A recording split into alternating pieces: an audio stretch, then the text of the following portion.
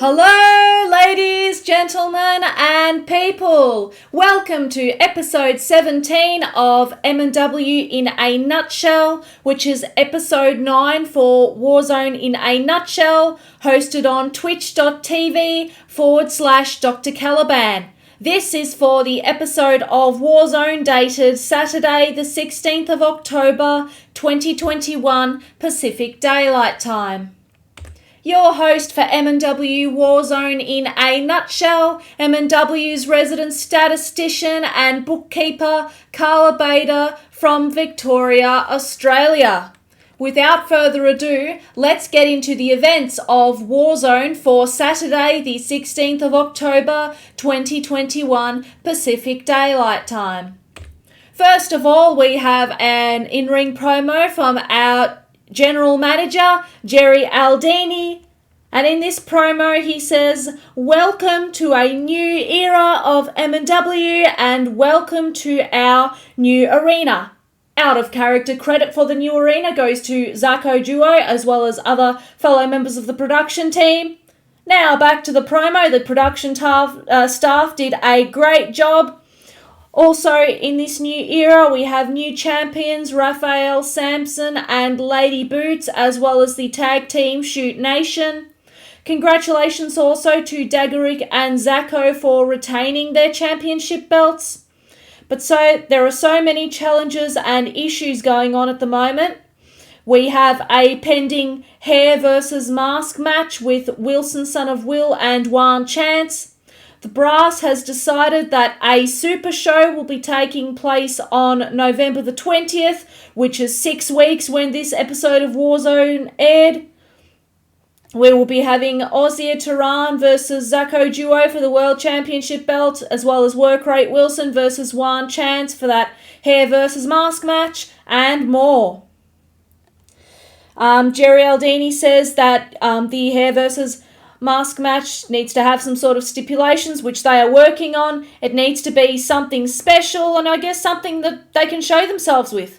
They also need to find new number one contenders for all other championships. There's a lot to do in 6 weeks, so get settled in for a hell of a ride.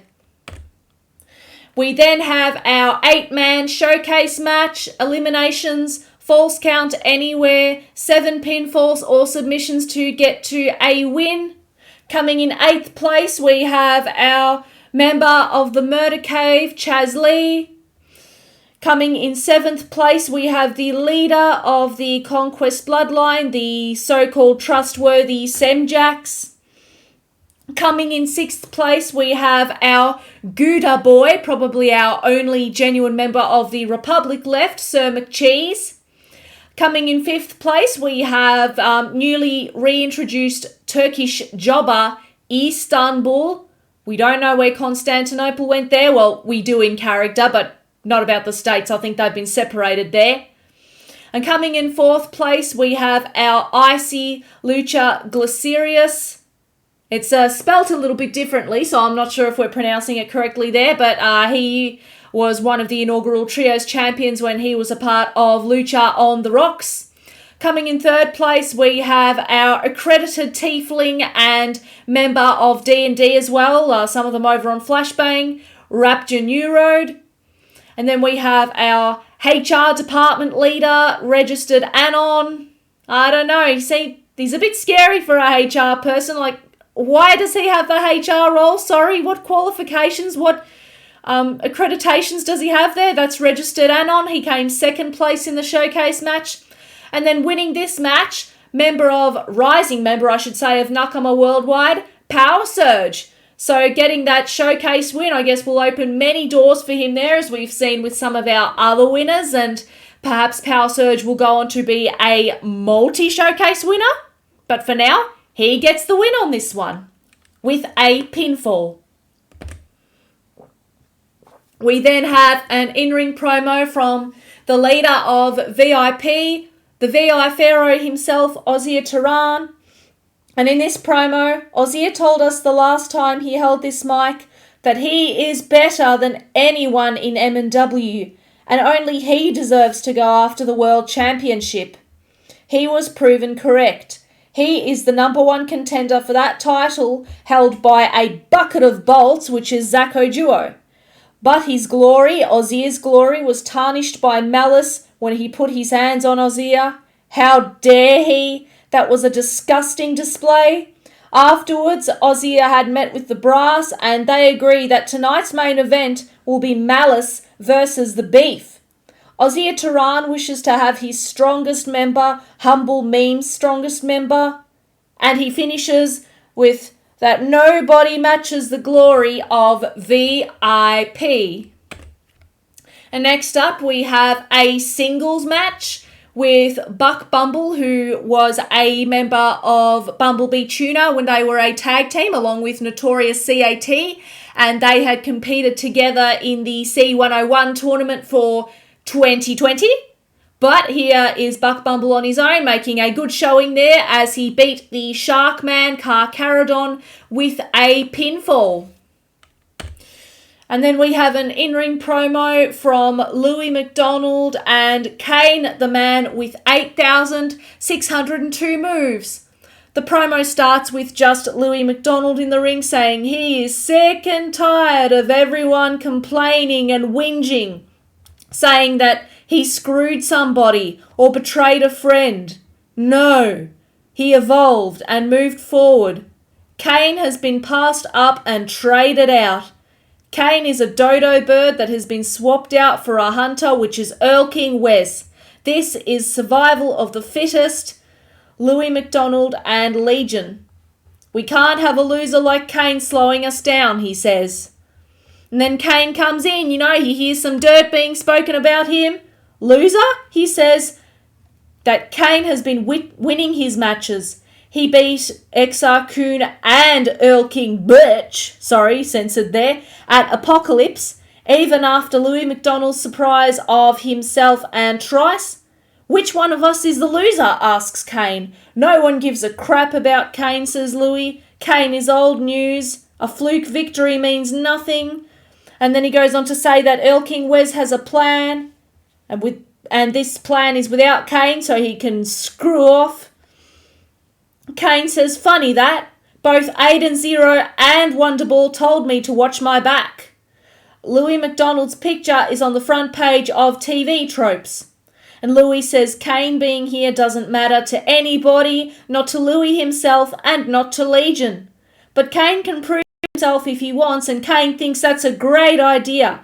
Kane has had a lot of people telling him that he's worthless, grim Louis McDonald, but then Kane didn't even need to make an appointment with the brass as the general manager comes out right there and then and says, okay, we've got a match between Louis and Kane for next week. So for the show on the 23rd of October, PDT, we are going to have Louis McDonald versus Kane as a singles match. And then we go on into another match for this afternoon. We have the Bell Bros, Flyboy Bell and Strongman Bell, accompanied by their third member of the Three Kings, Ginger Boy, who was on Flashbang before and was a world champion when he was there. And they are facing Wonderball and Leonid Sanchez of High Voltage, accompanied by their current faction leader, Aiden Zero. In this match, Flyboy Bell wins against Leonid Sanchez with a pinfall. And then we have yet another in-ring promo, the fourth in-ring promo from the Janitor, who I think used to be known as Probunaga. He probably still is, but the alias he goes by now is the Janitor. And in this promo, we see that he has learned several things when starting this new life. The importance of making sure fans are happy, but also that even when a man tries to leave his past behind, it still comes back to haunt him.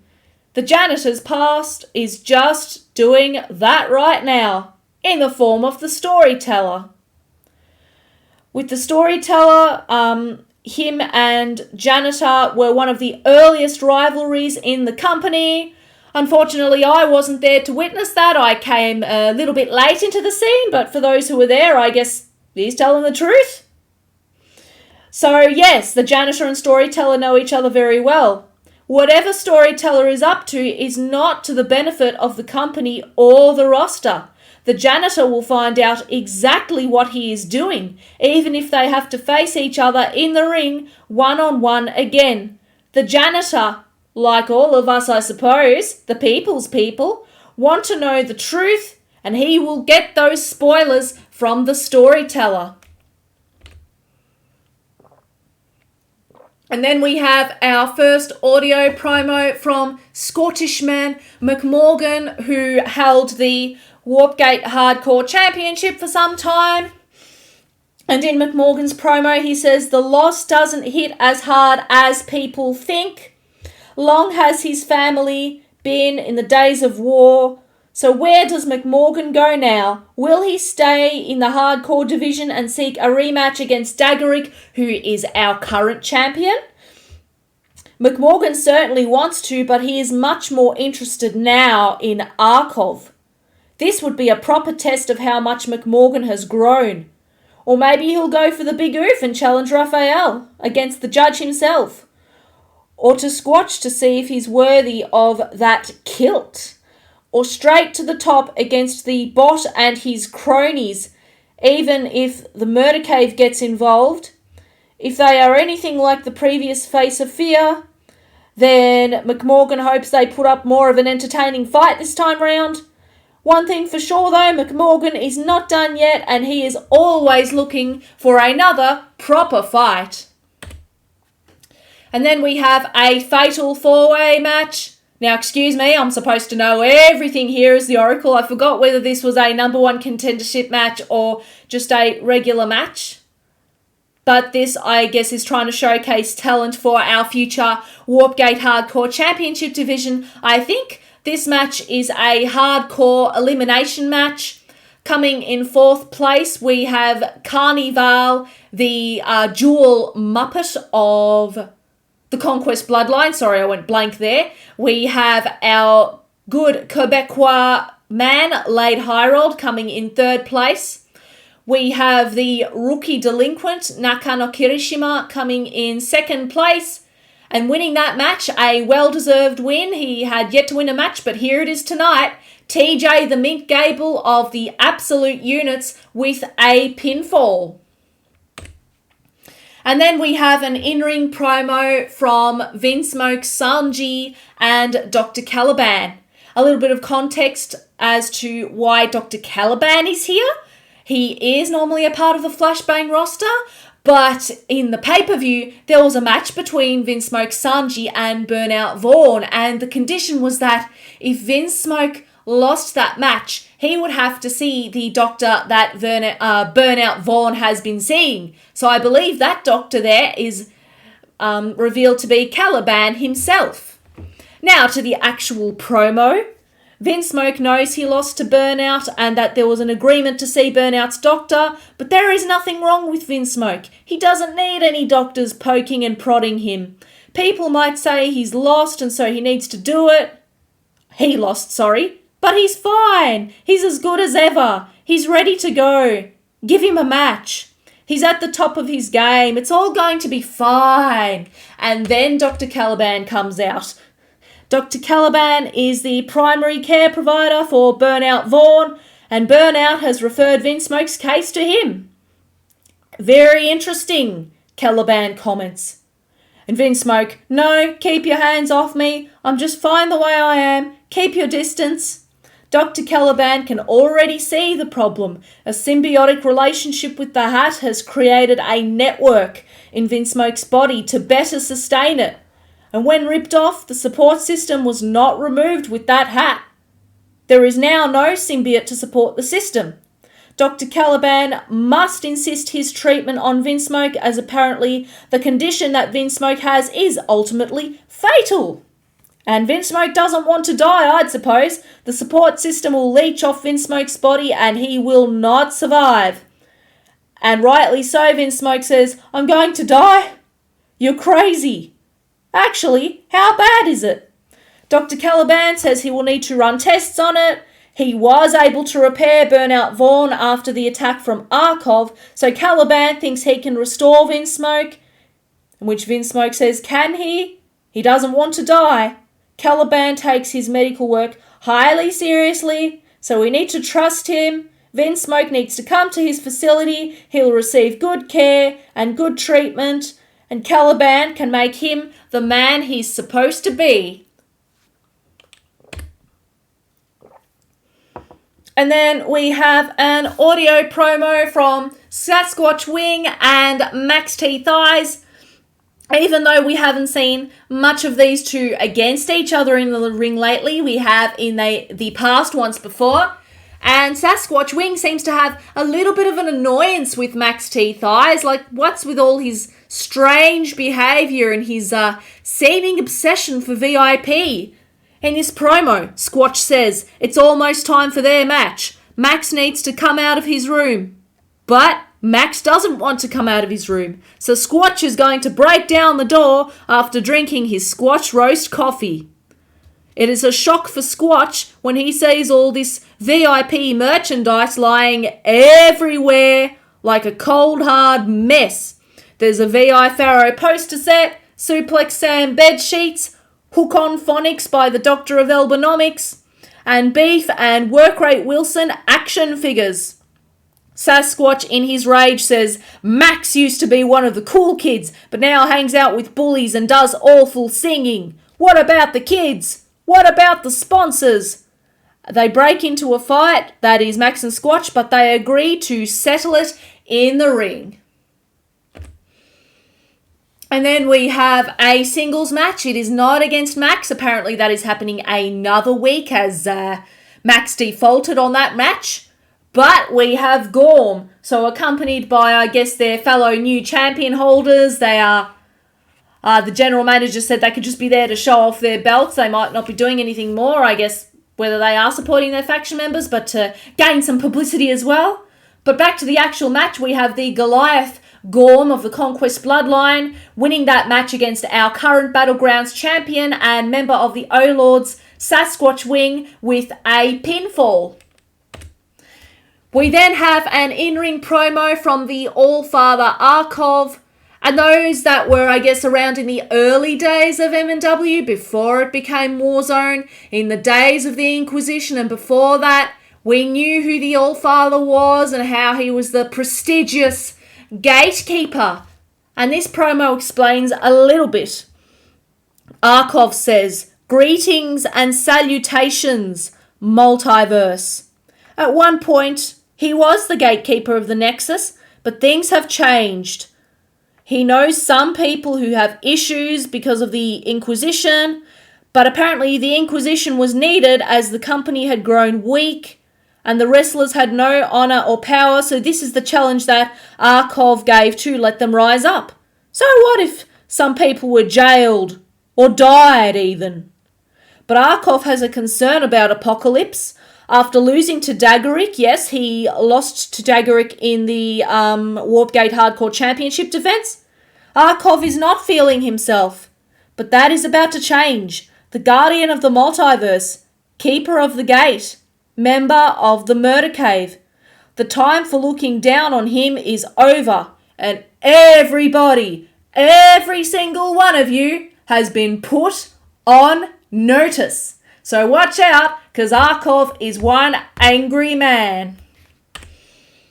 And now we have another match. We have a singles match with Gunnar Birch, our newly recruited member to the Omega Club, and then Constantinople, who is the third member of Chained Hell. We don't see it here because unfortunately I can't claim video evidence for my programs. But if you ask one of the production team or go to the live stream of Warzone itself, you'll be able to see that Flame Revenant, the one other member of Chained Hell, interfered in that match in the middle. And he hit Gunnar Birch, so therefore, why did he do that? I don't think he was meaning to sabotage the match. Gunnar Birch has obtained a win via disqualification due to being illegally hit by someone who is not registered in the match. We then have an in-ring promo from our funky Stormtrooper, Da Funky One, Da Funk. And in this promo, he has been feeling something flowing in the funk lately. He's been thinking back after Apocalypse to his past, to how people said he is laid out. Yes, he said his name, Edward Bosco, the MVP. And then he says, one flaming table later, the funk retired that man. The funk is with him, and the funk is leading him back to those days. The funk realised something so shocking, that the MVP wasn't all that wrong. The MVP had a simple philosophy, which is to take what you can get what's yours, and win. The funk is showing Da Funk that this might be the way to Cloud 9. But to get to Cloud 9, you also need passengers for the ride.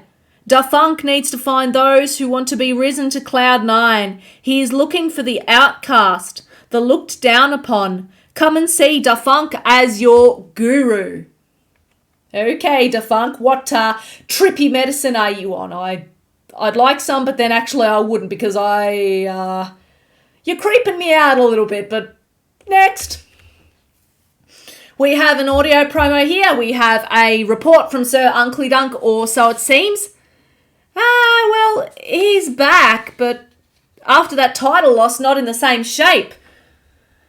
Apparently, Sir Uncle Dunk has locked himself in the bathroom and Mr. Butler has discovered this. It's like, oh, Bosh, are you okay? And it wasn't just some crazy plan of yours to lose the title as you get something bigger and better. But then no, it wasn't. We hear a distraught Sir Uncle Dunk through the door singing these classical lamentations. I don't know what the heck he was singing, but I think Mr. Butler knows to leave him well enough alone until he recovers from that, scarring of his rich-minded ego.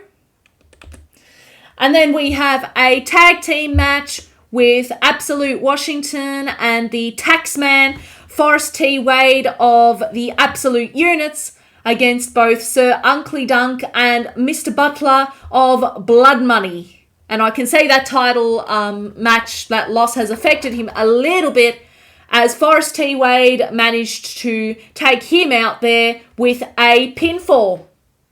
Well, better luck next, Blood Money. You might rise up in some other challenge. As we said, maybe Sir Uncle Dunk had something bigger and better in mind than the Nexus Titan Championship. We will see. But once again, congratulations to the Absolute Units for the win in the Tornado Tag Team match this week. And then we have a audio promo, our last audio promo from all the members of Meme, being Zacho Duo, R. Sawyer 3.6, and Malice. What is the status of Zacho's arm? Ozzy's trials of Osiris may have damaged something. He broke the nerve driver into pieces, says Sawyer. It can be repaired, but not while it is in Zacho's arm. The core pieces are intact, but Sawyer has to take it out and repair it, and Zacho loses his arm until Sawyer is done. It could take weeks to get the materials for the repair. A new one costs 5 million quid. If Zacho wants to stay in the ring, Ozzy cannot get his hands on Zacho Duo's arms again. Zacho says he is now the ace of this company, he has to stay champion, and that Malice is due on to take the beef and so to pop that purple pimple. And then Sawyer just put a Looney Tunes band-aid on Zacho. But then, Zacho doesn't need a nerve driver. He'll just take Sawyer's, even if they have to fight for it. Because that's what brothers do. They fight. And then we have the main event itself with Malice of Meme, the main event Mex.exe, going up against the beef of VIP. And we have our ordinary match, so to speak, and Malice ends up winning that match with a pinfall. But then again, without the video evidence, are you going to believe that 8 people had come into the match afterwards and were fighting endlessly on the ramp in the ring? On VIP's side, we had interfering, of course, Ozzy Turan as he snuffs out that World Heavyweight Championship from Zacho. And then we also had Suplex Sam and the Doctor of Elbonomics. And then what the hell? Max T. Thighs coming out with VIP? Where was Wilson, son of Will? Or Work Rate Wilson, I should say. Why didn't he come out? Why did Max come out with VIP? Were those merchandise pieces on his bed a precursor? Can you really spend all those times with your idols and I guess not be an embarrassment, Max? But then, we, in familiar fashion, we have, I guess, Meme advocating for their member Malice. We have Zacho Duo coming out, as well as R. Sawyer. But then Meme only have 3 members compared to VIP's 5, including Max there. Meme are outnumbered. But then we had Daverman and Sparrow of the Sentinels joining in Meme's side. Why did they do that?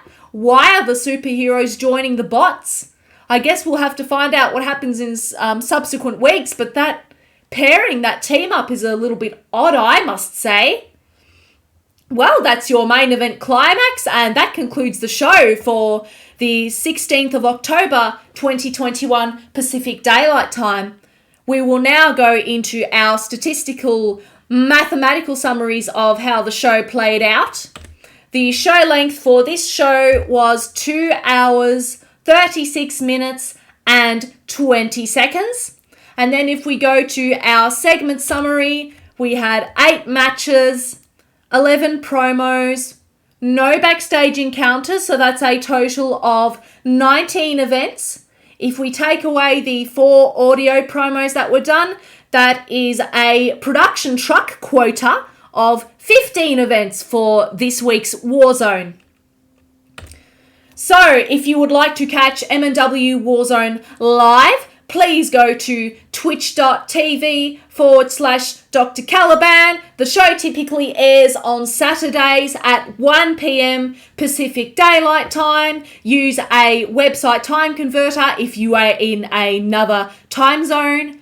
But for MNW In A Nutshell, this has been your host, Carla Bader. Wherever you are in the world, have a good morning, afternoon, evening, or night, and thank you.